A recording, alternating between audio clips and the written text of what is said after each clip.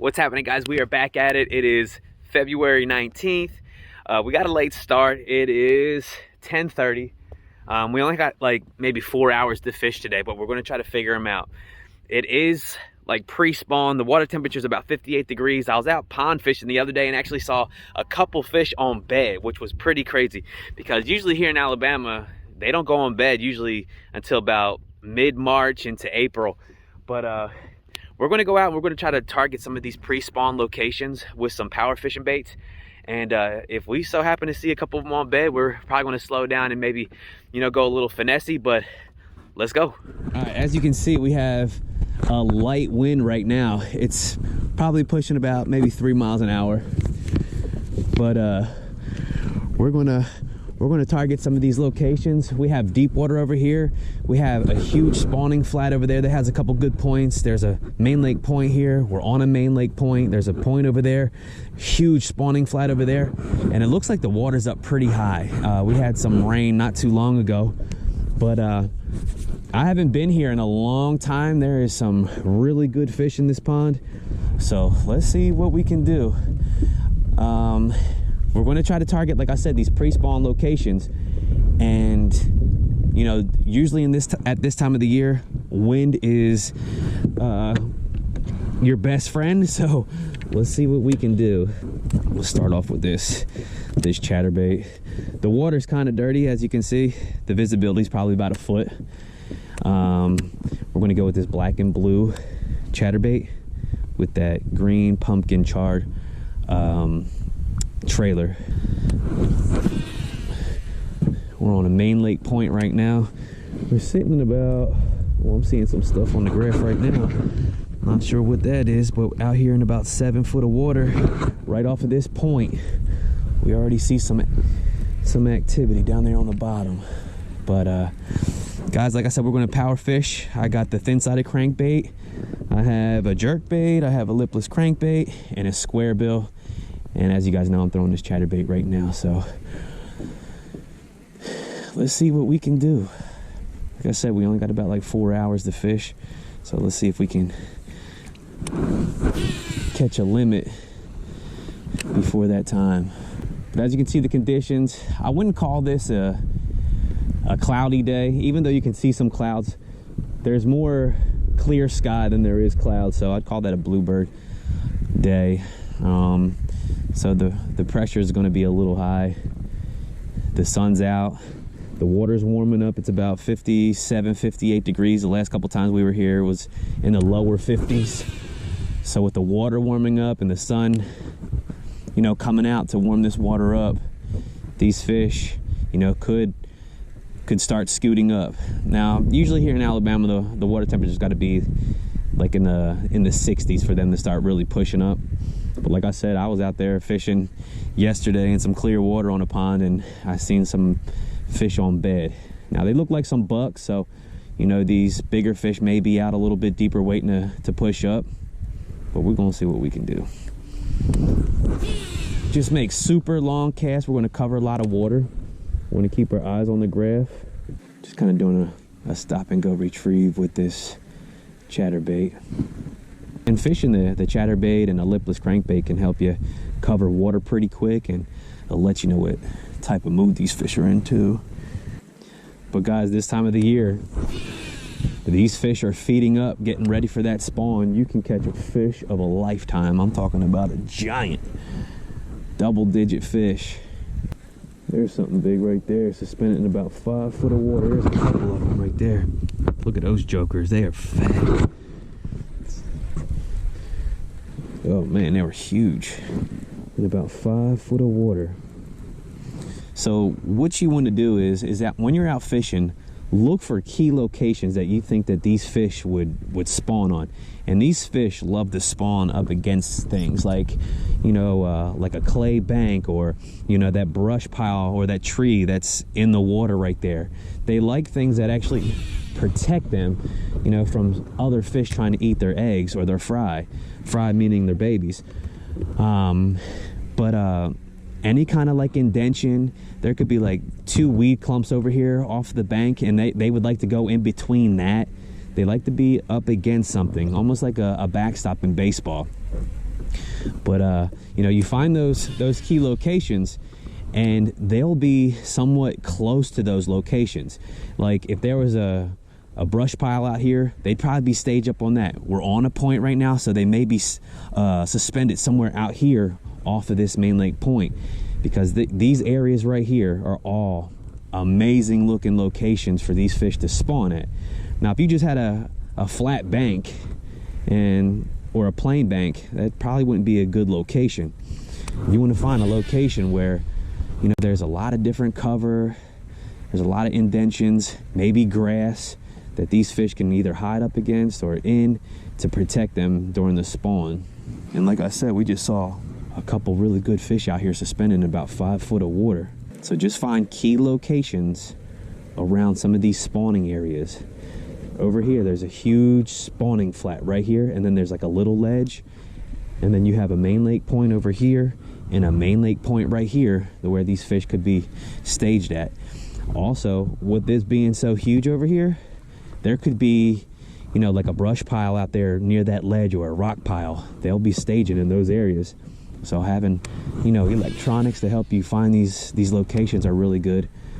But typically, you know, you want to find like points, secondary points, any kind of structure that these fish can hold on. Like right there's a huge clump of grass that comes out off of this bank, and it's something different. It's up in you know, shallower water. There again, there's another big fish right there suspended off the bottom in about 5 foot of water. So we've been looking at the graph, and 5 foot seems to be a really good range for us to start targeting. I've been here before during the spawn, and these fish love to spawn up against this point right here. They like to spawn along that edge right there because there's got a lot of grass. And back here, there's usually some giants back here. So we're definitely gonna, you know, fan cast some of these baits just to see where these fish are kind of located, and hopefully we can locate them within a couple hours. But anytime you're fishing around people, you know, pay attention to what they're doing too. You might see them catching fish. If I'm out here in some deep water and I see them busting and catching them around the bank, you know, we gonna swap it up.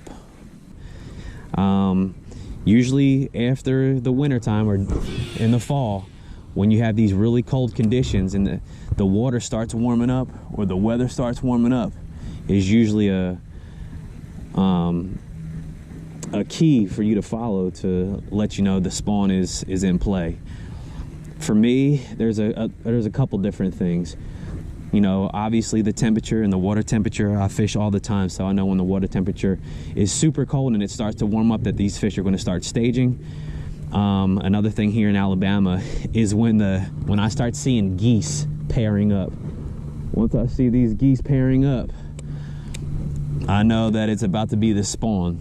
So the other week I was here, I started seeing these geese along the bank pairing up. So here in Alabama, I know that when these geese start pairing up, that the spawn is amongst us. So, you know, that's one thing. You know, another thing too is you'll start hearing a lot of splashing along the banks. And what that is, it's usually the bucks, the males, up along the banks, creating their beds. Or if there's females up there, if you're hearing really big wakes, those females are trying to push other females off of that bed because they wanna spawn there. Another thing too is, you know, when things start to turn green, you know, in the wintertime, things start to die off. Once that vegetation starts growing back, you can see up here some of the grass in this field is starting to turn green. So that's another sign too. Just pay attention to that. But the more time you put on the water, you know, you'll figure these things out like that. So one tip, get out there on that water. Good old black worm.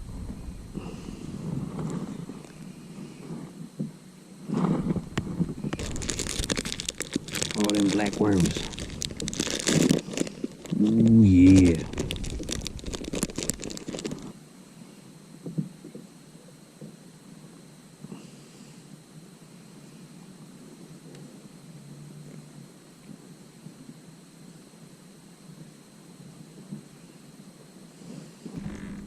But this is a main lake point right here, and it goes all the way back. Oh, I just had a little bite. It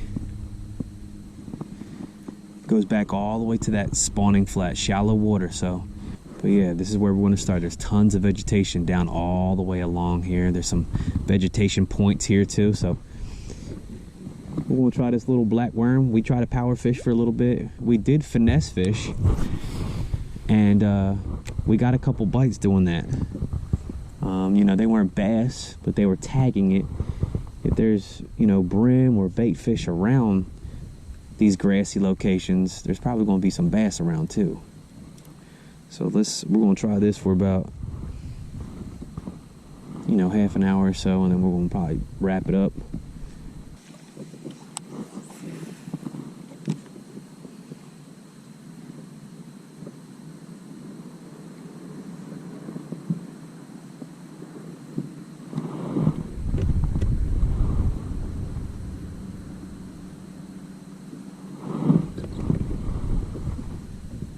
Oh, there was the thump. That was a good thump.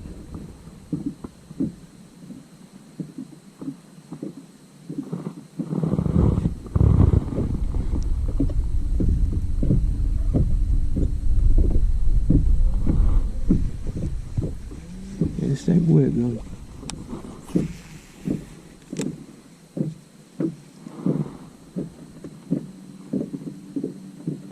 Is that a thump? Oh man, we had one. Oh, we had one. I let him go. Did I pull it out of the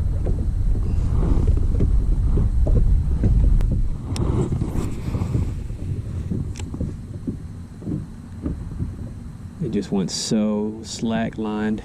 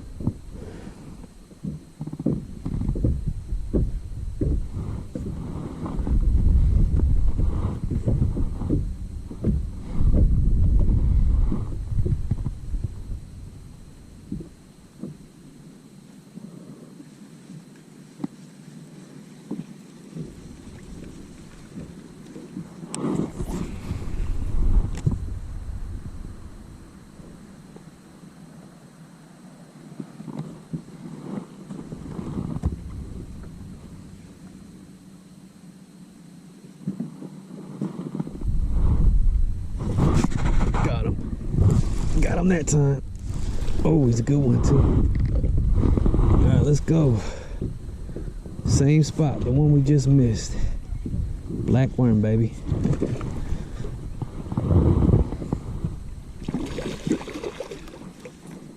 I knew we felt him.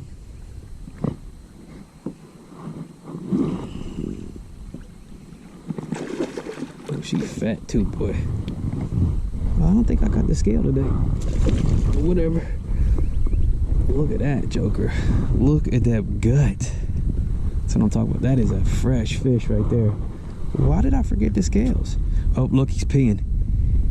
That was actually a male. He was actually peeing. Now, I don't know if, I mean, because a female could pee too. But he just soaked my leg. But there was a indention right there in front of us, an indention, and what a beautiful fish. Let's get a picture of it. That was neat. Let's let her go back, or him go back.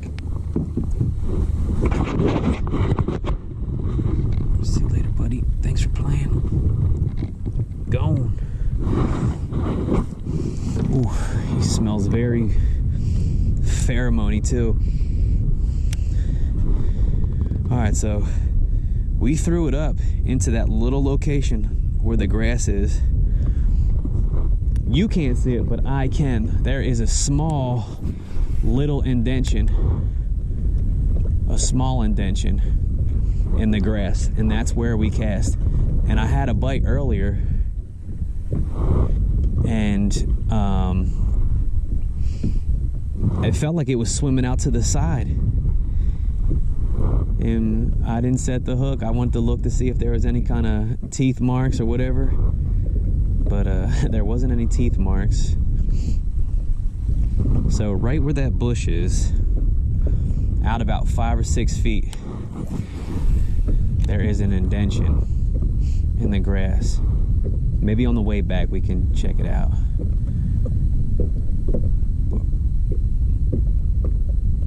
I didn't even feel the bite. I actually just felt the weight. I figured I'd set the hook. A lot of the times during the spawn too, the bites could be so soft, so light, that you will not even be able to detect it. So one tip that I can leave you with is that if you feel something tight or heavy on your line, you know, hook sets are free, just set that hook. But during the spawn, these bites could be so undetective, so it's very important that you're paying attention. So like that one right there, I just felt weight, and hook sets are free. So if you feel weight and you're not sure, set the hook. Another thing too is to watch your line. You'd be able to see your line jump, or you'll actually see your line moving. So, you know, if that happens, reel up that slack, set the hook, and bring her home. Especially on a windy condition day like it is today. You know, it's hard to detect that bite, especially if it's very subtle. But that was cool. Right there where that bush was. About 5 feet out in front of it. You know, we wanted to catch a couple fish here, power fishing today, just trying to keep on those pre-spawn locations. And, you know, we worked a lipless crankbait, thin-sided crankbait, jerkbait. I mean, we done a lot. And didn't get a bite. And like I said, we were getting nibbles on the drop shot. Who knows what it was, you know, like I said, it could have been those buck bass. Another tip with, like, you know, the wind and the spawn, don't pull your line, but, you know, lift your rod tip up a little bit just to try to take some of that slack out of your line. So like I'm pulling just a little bit, but once I start to feel that weight pull back, I just kind of slow it down and don't pull it at all. And that will actually help you detect a little bit more, or help you detect some bites just when they're super soft like that. So if you had a huge, you know, bow in your line from the wind or whatever, it's going to be way more difficult to feel that bite. So like right now, I'm slowly pulling it, not trying to work the bait, but just trying to keep that tension in case I do feel a bite. I can set the hook.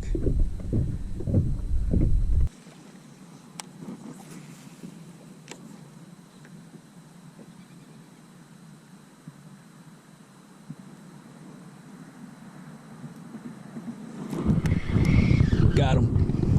Another good one.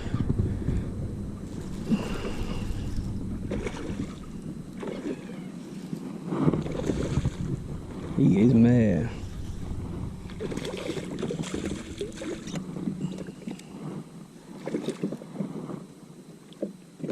Right up on the fat part of his lip. Let's see if we can get him in. Got him. Guys, that's another 3.5, almost 4 pounder. Right in the mouth. Let's see if he's peeing.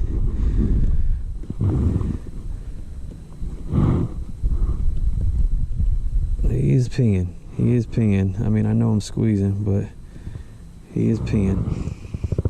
And they smell very pheromone-y, if that makes any sense. They smell funky. I don't know, it's almost like a dog or like an animal in heat, which I mean, that's basically what it is, but you can smell it. Look at that fish. Sweet. That's a good one right there. Just let it go. See ya.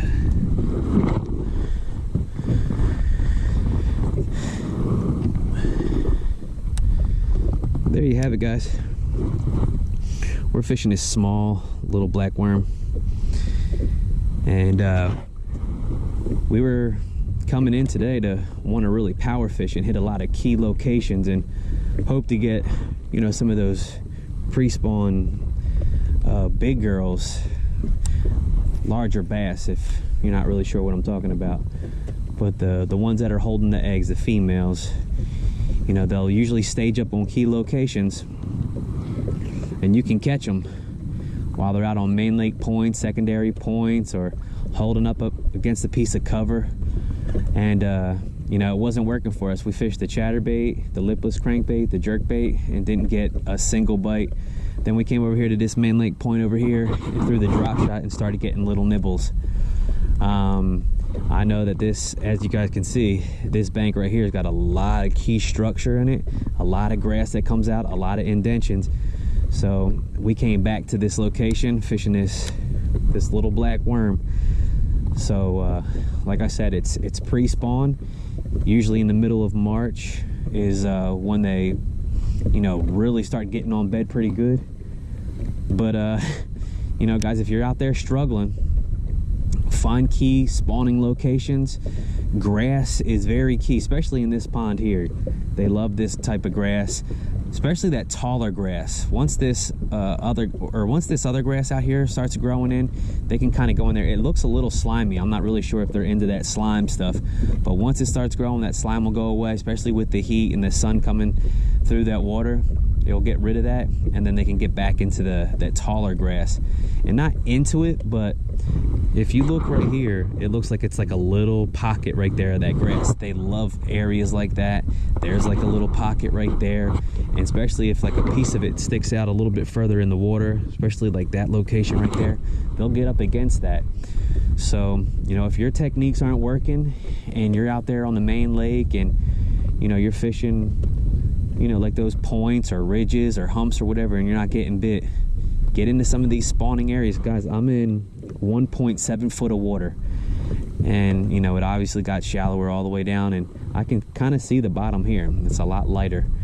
And you know, look for those indentions, make key cast, pay attention to what your line is doing or your bait is doing.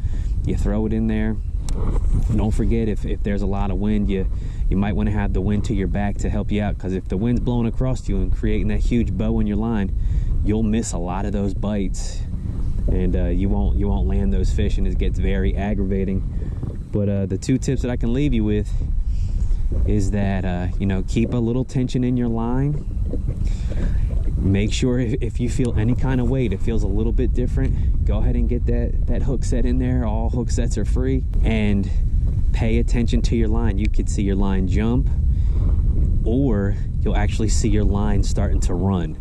Usually if it's running, sometimes they could be brim. I've had large brim and crappie actually take my bait and start running with it. But if you see your line start to run, set that hook and hang on.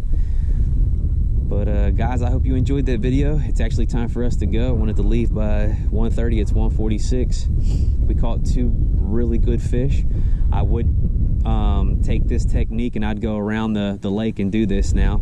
I'd find a lot of key locations, which there is back in this little coved area.